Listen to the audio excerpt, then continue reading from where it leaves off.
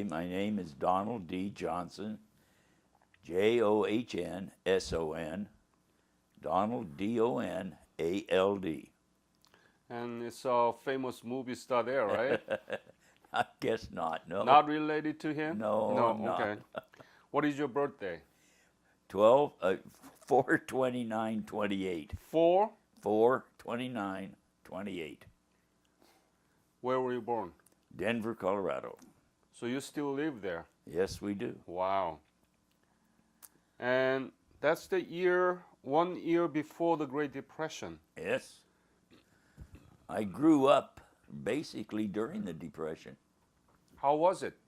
It was terrible. Well, we didn't know any better, because we were young, but we had very little. Most of the people around us, the people we knew, had very, very little, and it was tough. But we didn't realize it was tough because we grew up that way. That way, right? Sure. You are the last leg of the great generation, so-called, and they went through all these difficult times. World War II, the Korean War, you survived. You are the generation of America, early 20th century, right? Well, I don't know about that, but we did our job because that was our job to do. Tell me about your family, parents, and the siblings when you were growing up. Well, I have one brother who's a year older than me, and my mother and father were divorced when I was probably, I guess 6 or 8 years old, something like that. And so life was kind of tough for us to get along. But my uncle, my dad's brother, lived with us, and he was a great guy, and he stayed with us. Until we had to put him in a home, a veterans home, later on. But he was a good man, and he helped take care of us. And What's his name? his name was Millard. He was a nice guy. He had been in World War I, as was my father. So tell me when you graduate schools. I graduated from high school in 1946, and that was in June. And in September, I joined the Marine Corps. And what is the name of the school? It was University of Denver. Oh, no. The high school. High school was South High School in Denver, and now there's several high schools. Right. You enlisted, right? Yes, I did. Where did you go get the basic? Marine Corps Recruit Depot in San Diego. San Diego, right here. Yeah. Uh-huh. We'll be going back there tomorrow to take a look at it. That'll be interesting. Right. But when I came here, they had Quonset. There were a number of Quonset huts, and that's where we were. We were in a Quonset hut, half of one. So now, I don't think they have them anymore. How was the basic military training here? Was the good. Marine training is different, right? Well, it was tough, but I had a great drill instructor, and he was on Bataan when Bataan fell at the beginning of World War II. And he was captured. Then what he did was, you don't want to hear all this, but he and 4 other guys watched the Bataan Death March from the top of coconut palms, I guess. And then they went down and they swam from Bataan to Corregidor. And I don't know how far that is, but I think it's quite a ways. And the 5 of them made it. All 5 made it. Well, they helped one another. They made it over there and they got food and then sat down on the beach and waited for the Japanese to come because they knew they were coming. And so they sat there and waited for them, and then they did all they could, to fight, but then they just overran them. They just, there's just so many. And they took them prisoner, and so he was a prisoner of war for 3 years. Wow. So you got the very good training from him. Oh, yeah, he was good, and he was tough. I mean, he'd put up with any garbage at all, boy. Right, yeah. You better be good. And when you got out of there, you were prepared. He was great. So where did you go from the basic military? Then they sent me to Honolulu. Ah. Oh, man, I thought I'd died and gone to heaven, right? I went to the Marine Barracks at Pearl Harbor, and I was only there about, I guess, 3-4 weeks, and we went out one morning for roll call, and they said, Johnson, you report to the sergeant major's office at the end of roll call. And I thought, oh my God, what have I done now? Nobody went to the sergeant major's office, right? Yeah. So I went in there and they said, you're being transferred. I said, Ray, why? He said, you're going to go to Naval Intelligence downtown Honolulu. Huh. And that's where I went. And I spent all the rest of my tour down at Naval. Oh, it was great. At Naval Intelligence, I got to work on cases. It was really great. Wore civilian clothes all the time. Why you were picked up? I don't know. Why did they pick me? Yeah. I have no idea. So you were in the downtown of Honolulu. Oh, yeah. I've been there several times. Have you? Well, you know, it was right across the street from the Coast Guard Yeah. place, you know? Yep. Right down there. And I can't remember the street names or anything anymore. But and we lived with the shore patrol. Now there were 3 Marines and 55 sailors, so you can imagine, you know. Oh yeah, they tried to give us a hard time, but you know they were really good to us. And we lived there. We had a great time, and it was good duty. So you were there until the breakout of the Korean War? No. I was just there for 2 years. I got out in 1948, and I came home and started school. I had the GI Bill, and started school at the University of Denver, and I was going to go to law school. So, and when I got the GI Bill, they said, yeah, you can go to law school if you like.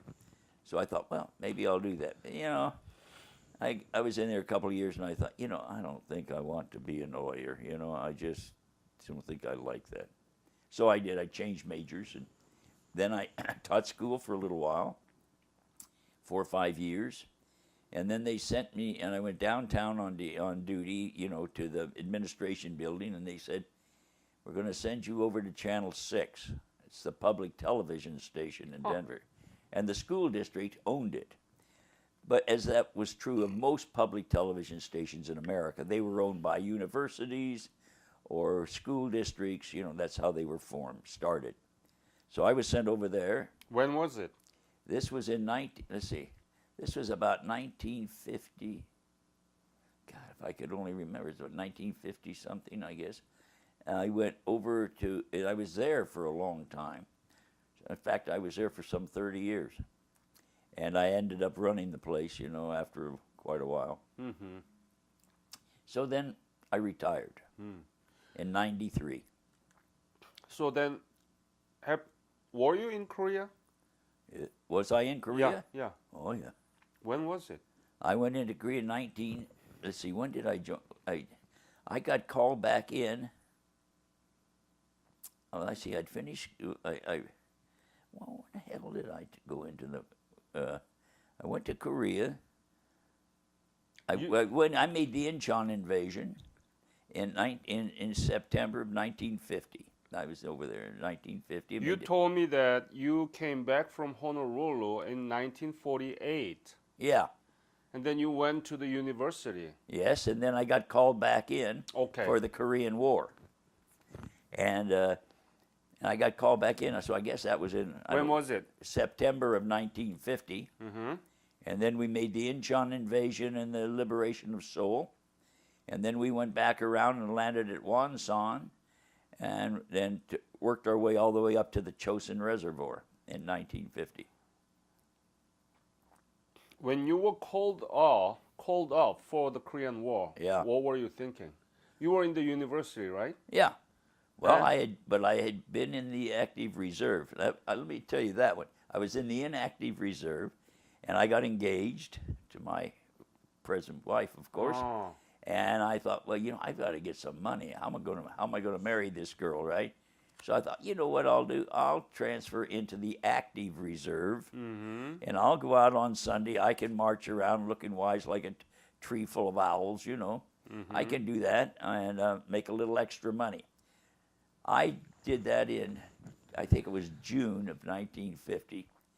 I don't think it was 3 or 4 weeks and we got called back to active duty.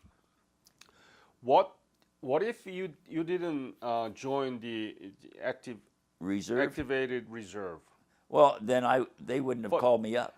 Anyway, right? Well, I don't anyway, know. they would.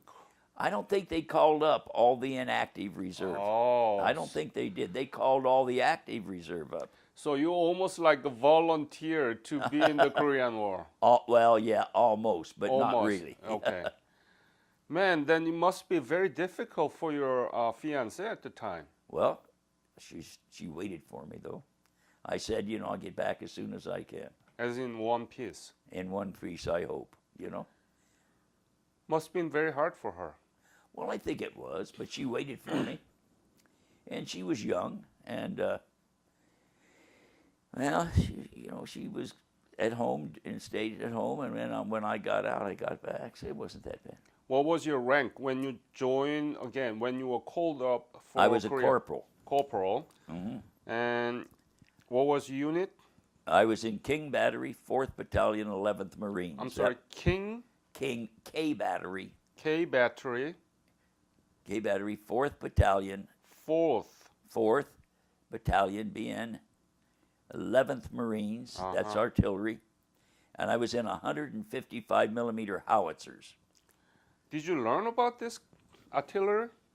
No. No. I got called up. I went in there. In fact, I got in there. It was amazing the speed at which we went to get over there to get into Incheon.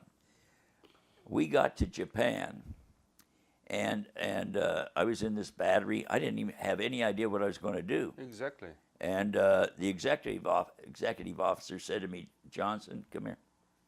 He said, "You come up here." So he took me upstairs into this building. Great big building, In office Japan. building in Japan. Nobody in this, and there were drawing tables, draftsman tables. Must have been 100 of them in this great big room. And he said, "Sit down here." And I said, here is a list of all the vehicle, everything. And he said, "Make up how all these vehicles are going to be placed on it. You remembering one thing, first on is last off. When you get on an LST. Got it. And we're going to go, this is going to be the landing barge we're going to take to Korea." I said, "You got to be kidding." I said, "I don't know anything about all this." He said, "Johnson, do it." So I did. How did you do it? Well, I sat down and I knew how much each vehicle weighed. They gave me all these particular, how long they were. And so I fitted them all into this LST and made sure that the first on's the last off and all that. I sat up there, I think, 2 days, and I got it done.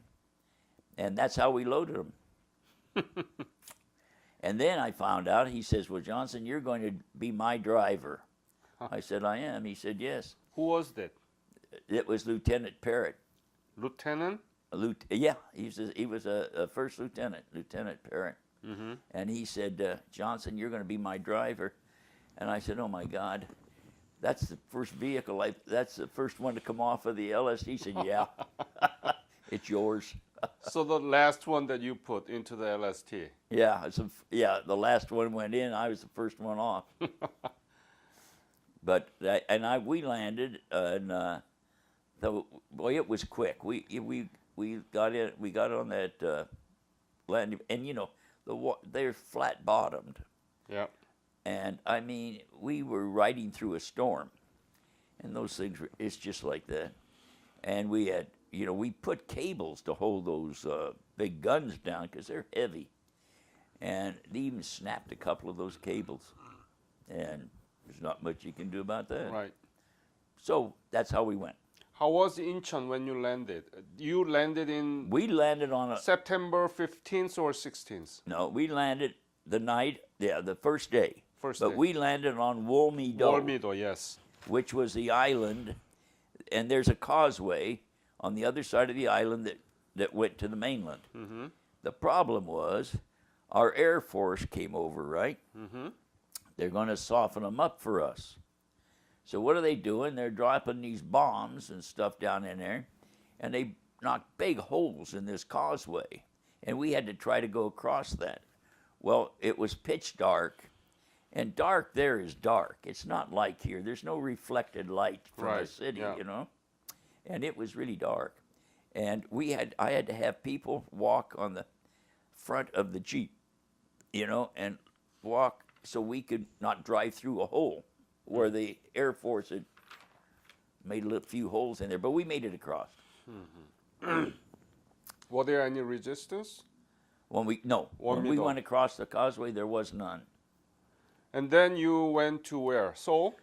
Well, the next day we went on up to Seoul and liberated Seoul, and and up to the 38th parallel.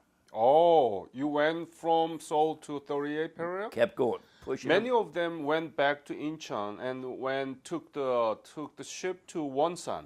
Correct. But you directly go from Seoul to 38 parallel. Well, we went sure. When we made the Incheon invasion, we went up, liberated Seoul, and went right up to the 38th parallel. Then we came back to Incheon. Oh, you came back Incheon again. Yeah, because they were trying to figure out what in the world they're going to do. They couldn't figure out what they were going to do. Finally, so we came back to Incheon. Mm-hmm. Then we loaded up. All this stuff had to be loaded aboard ship again. We went all the way back around Korea and landed at Wonsan. When was it? November? Yeah, it had to be late November, I think. Yeah. But there was no problem there for us, just to get into the harbor. The big problem was we were going up, that the North Koreans were up at Vladivostok, there in Russia, and they were pushing out all those mines, free-floating mines, and they came down all To the way. Wonsan, yes. Yeah. And so we couldn't even go in until they could get those mines exploded in there, Yeah. Then we finally did. Yeah. And then from there, we went on up to the Chosin. It's about 78 miles, as I recall. It's a long way. You were still driving the jeep for Yep. the lieutenant? Yep. Okay. So, in some sense, it was not like foot soldiers, but at the same time, it was cold, so that. Oh, yeah, it was cold. It was very cold. But you know what? My job, I had to go down almost, about 3 times a week. I had to go all the way back down to division, wherever division was set up. Where was it? Well, they set it up down there at Ham Hung. And then I had to go back, always had to go down there and get new maps, because they said that the maps that the Japanese had made, Yeah. I think they were the maps the Japanese had Yeah, made, yeah. were not very accurate. So they would fly over the top of us with Piper Cubs, and they're taking all these, you can see them going like this, taking pictures. And then they would go and develop those pictures at night, and then they would label all the hills and stuff and make maps for the artillery. Oh. So we could find out, well, we had to know where we're going to shoot, from here to there, and so we had to know. So you had to commute from where you were up there in north and to Hamhung. Yeah, I would drive all the way down, and I'd get the maps and mail and all the other stuff. Then I'd go back up, and I was in that Jeep most of the time. By It took a yourself? long time. By yourself? Yes, I could have had a shotgun rider. But I knew when I was there, because we'd had this happen a lot, they killed the driver. And you're going up that mountain, this mountain is not, that dirt road is not very wide. And if you're going up there and somebody shoots you, you're going to go right off the side of that, and the guy that's sitting with you is going to die. So what are you going to do? I'm not going to do that. I said I'd get along without him. So by yourself. Yeah. Describe, where were you up there? Well, up at the Chosin, Yeah. all the way up to Udamni. You were at the Udamni too? Yeah. So you went up to Jinungni, Godori, Hagaluri. Hagaruri, and up to the Udamni. Please describe the road from the Hamhung to Godori, and from Godori to Hagaruri, Hagaruri to Udamni. It's How ju- was it? It's just a dirt road. It's rough dirt road. It's just been carved out of the side of those hills. That's what it was. And it was a rough road, and you had to be careful. In fact, it wasn't any wider. I'm trying to think how you could pass. I could pass a 6x truck. Boy, but I mean, you better go slow and carefully because there was nothing there in that road to just go, and you go down 500 foot before you ever hit. Must be very dangerous. Oh, terribly dangerous. Did you encounter any Chinese? Not on the road. Not on the road. No, I didn't. We encountered a few North Koreans. I had to, work on them a couple. But what I did was I took the windshield and laid the windshield down. So that I didn't want somebody shooting through that windshield and have a face full of glass. But boy, it made it cold. It was getting colder and colder and colder. Must be. And the further up you get, the colder it was. It's really cold up north. Tell me, how cold was it? How Well, do it you was describe between it? it was between 35 and 40 below Yeah, I know zero. about that objectively, Oh, the it's degree. I want you to describe your personal. Well, I'll tell you what, I tried to keep my face covered as much as I possibly could because it was so cold in that cold wind. And, it's the damnedest thing up there. The snow doesn't come down like it does here in Colorado, Phil. It comes sideways and it's blowing hard, And when we were up on those mountains up at Udamne, that snow would blow sideways, and you could just see it piling up and I'd lean on my left side and keep my rifle here because I had an M1 rifle, and you had to move the operating handle every 10 minutes The gear. or it'd freeze. Yeah. Couldn't afford that. You have a heater inside Inside what? the Jeep? No, No heater? no, no here. And I had a top off of it, It was open. Wow. It's cold. But once I got up there, then what happened was after I got up there, and we're setting up the guns because then the Chinese were coming into the war. Right. So we're setting up one gun, and we had 20 rounds of ammo with us.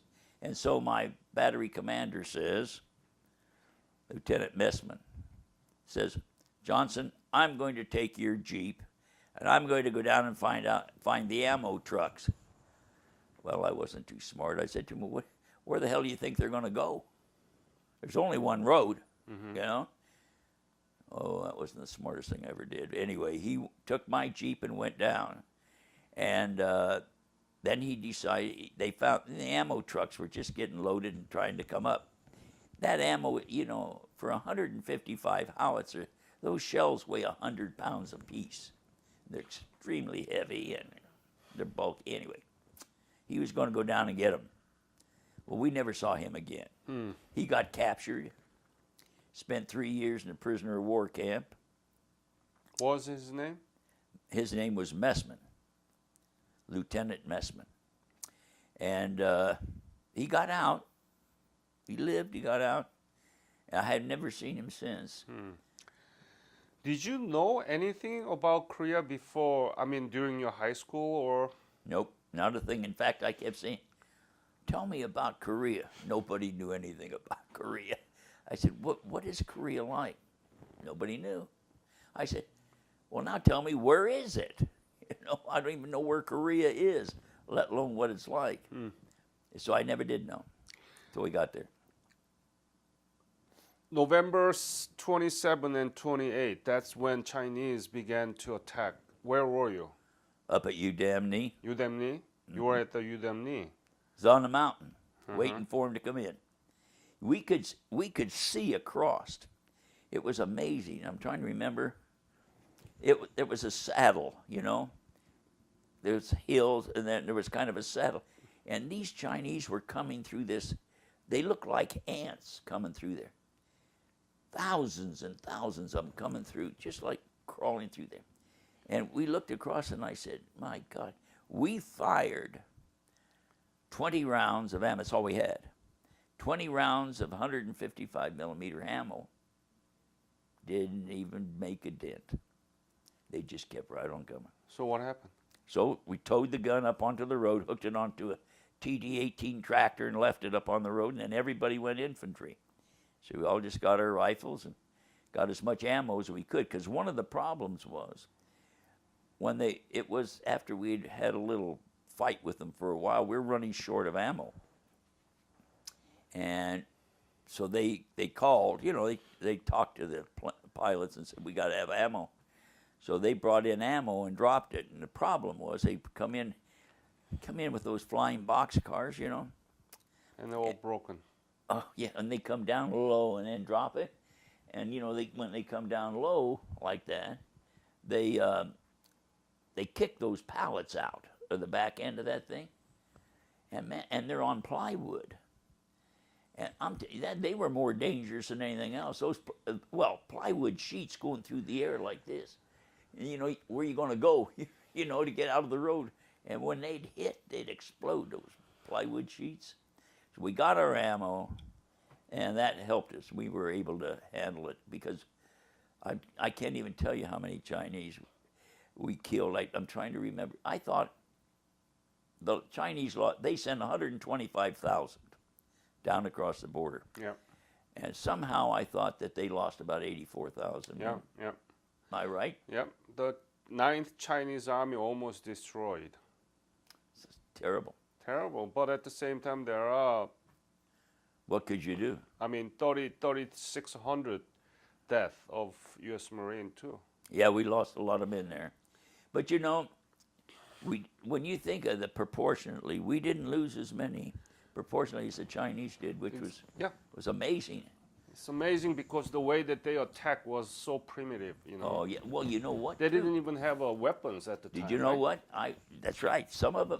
But you know what weapons they did have that were good? They had Thompson submachine guns that we had given to Chiang Kai-shek. Yep. Yep. And I think those guys were running away to getting the hell out of there. No. The communist soldiers were actually fighting together with the Chiang Kai-shek at the time that when they had to fight the Japanese. Aha. So they had that weapons, yep. I mean, those Thompsons were good weapons, boy. So how close was it? How close did the Chinese? Yeah. Well, we fixed bayonets at the top of the hills. Oh. We were there. The word came along the line. Fix bayonets. God, that scares the hell out of me. Fixing bayonets. I knew how to use a bayonet, and I had great drill instructors showed us how to do it. But I'll tell you what, that scares you. Absolutely. So anyway, that's what we did. And I left that bayonet on that rifle all the rest of the time I was there. But you didn't have to have a hand on hand. No, because you know what? I made sure I had plenty of ammo. Some of the guys had to have hand to hand because you got to keep another thing was to try to keep the ammo dry because it was snowing sideways. Did you think that you could survive at the time? I wasn't sure. Were you afraid? Sure, I was afraid. What were you thinking when you saw so many Chinese crawling up? Here they come, just like a sea of corn coming up that hill at you. I thought, oh my God, we're not going to make it. But we did. We just kept at it. I mean, I can't tell you how many Chinese were killed. It's sad, really sad when you think about it. That war hasn't ended yet. Do you know the South China Sea territorial dispute right now? They're still having at it, aren't they? China is still challenging the United States, and U.S. is very sensitive about this now. It's a very heightened. That's why I'm telling you and all the people that Korean War was not just between South and North. No. It was between U.S. and China. Because I think it was too. most of the interview that I had, veterans telling me they never fight against North Koreans. They're always fighting against Chinese. Oh, I see. And that war hasn't ended yet. Do you know too what bothered me a lot? What I think about a lot. When we came out and we're pulling out to go back down to Ham Hung, 78 miles down that road. Do you know that we brought out with us 90,000 refugees? And you know, I keep saying that still bothers me. We had not one kid did I see cry. Not one. Now, if those had been Americans, they'd been bawling their eyes out. But not one kid cried. And they were walking along the road holding onto their mother's hand. It was amazing to me. Do you still remember that? Oh, God, yeah. You bet. Yeah. Did you regret to be there? Did I what? Regret. No. It was my job. I was in the Marine Corps, and I was in the Marine Corps Reserve, right? That's what you're in for. You get called up, that's what you do. So you evacuated from Hamhung to Busan? No, Ham hung down to Masan? let's see, where was it? We came back down to Wonsan, I think, in that area. Ham hung or Hung Nam or Yeah, Hungnam. yeah, Yeah. right down there. Yeah. And then went and I got called. I was sent to a hospital tent, I had frostbite, and I was getting this stuff, you know, down there because we had a whole bunch of junk, and I'm trying to pick it up, and 2 MPs came to me and said, "Your name Johnson?" I said, "Yeah, why? What do you want?" He said, "Come with us." I said, "Go to hell, I'm not going with you." He said, "Yes, you are." He said, "You're going over here to the hospital tent." Well, what happened was I was bent over. I had an infection in my feet from the frostbite. Went up into my groin, and I was just bent like this. I went over there, and this doctor said, you know, "Take your pants down." Which pair? You know, I only had about 3 or 4 pair of pants. So he said, "All right, put them up, sit on the bed."